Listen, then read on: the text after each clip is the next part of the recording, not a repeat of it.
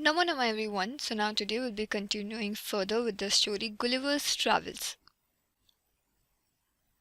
There was a fence to pass from one field to the other. It was impossible for me to climb because every step was 6 feet high. I was trying to find a gap in the hedge when I discovered one of the inhabitants in the next field walking towards the fence. So to pass from one field to the other, there was a fence, right? So you have to cross the fence to go to the other field. Now it was impossible for him to climb because each and every step was 6 feet high. Why? Because everyone on that land was giant. So for him, this height was a lot.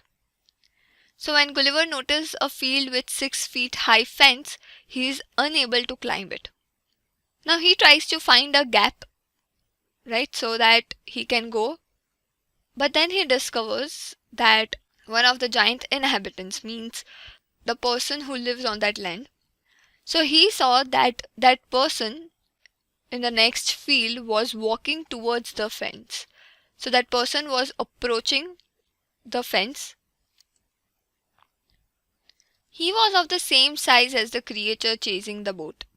I was struck with utmost fear and astonishment, and ran to hide myself.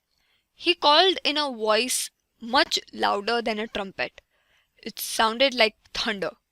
7 monsters like him came towards the field ready to reap the corn.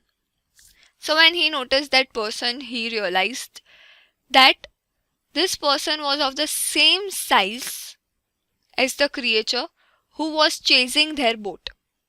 So now he was astonished, which means he was greatly surprised, right? And even he was fearful because everyone were like giants. So he ran to hide himself. Now this person called in a voice which was very loud. So it was like a trumpet, right? Trumpet is a sound made by elephants. So it was louder than that. It sounded like thunder. Now Gulliver noticed that there was not one farmer, but there were 7 giants who were also working in the field. Right? They were ripping the corn. They carried a ripping hook which was very big. When one of the reapers approached where I lay hidden, I screamed as loud as I could. The creature stopped ripping, picked me up between his thumb and forefinger, and brought me close to his eyes, 60 feet above the ground. So these people carried on ripping, right? They were ripping the crop, and they were also carried a ripping hook. This is what a ripping hook looks like. So they had a ripping hook with them.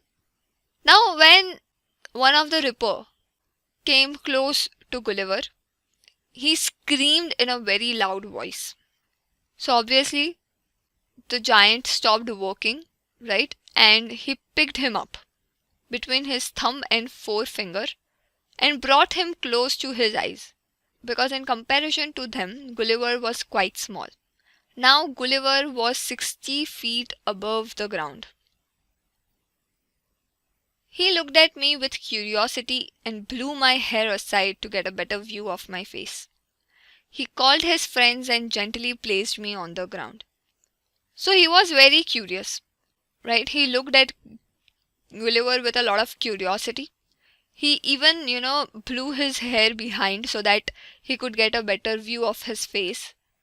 After inspecting himself, he called his friends around and then gently placed him on the ground so that his friends can also, take a look at him. So now what happens next? We'll be reading about that in the next video, so stay tuned. Thank you so much.